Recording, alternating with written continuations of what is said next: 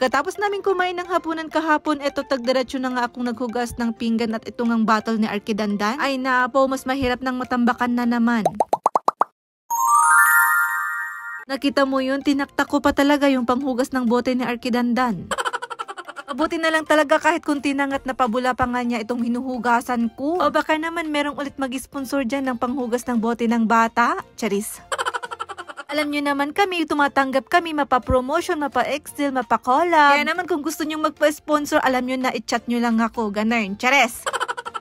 Pero pagkatapos ko ngayon itong at nakita ko ang nangingitim na naman nga itong tiles namin. Ay naapo, sa sobrang gamit na gamit, eto na nga't nangingitim na nga. Kaya naman ito, nilagyan ko na nga lang ng Sunshine Pro Toilet Cleaner. Kung kasi ito sa nakakalinis ay nakakapatay nga rin siya ng bakterya. Kung saan dito palagi nga kaming naghuhugas at naglalagay nga ng mga maruruming hugasin. Binabrush, nililinis ko din naman ito kada hugas ko, kaso nga lang hindi nga siya basta-bastang pumuputi. Syempre yung karaniwang sabon nga lang yung ginagamit ko, yung dishwashing dito na pinanglilinis at hindi nga siya nakakatanggal ng oil stain. Mabuti na lang talaga at meron nga kaming ganito kahit papaano ngay meron nga akong panglinis once a week. Syempre, pang general cleaning ba, ganon. At yung nagustuhan ko pa nga dito ay hindi nga siya yung super bula na kung saan ngay mahihirapan ka nang banlawan. At ang sabi pa nga dito ay ibabad pa nga daw ng 3 to 5 minutes pero ako ngay hindi na nga nagbababad. Ay naapaw. Syempre, madali ang linis lang ba ito, ganon.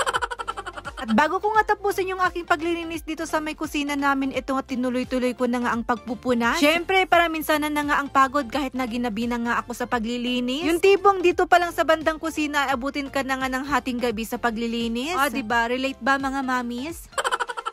Yung akala mo ay ang luwang-luwang ng lilinisan, yun pala ang liit lang naman pala. Pero ganun talaga, wala nga tayong no choice, sabi nga nila.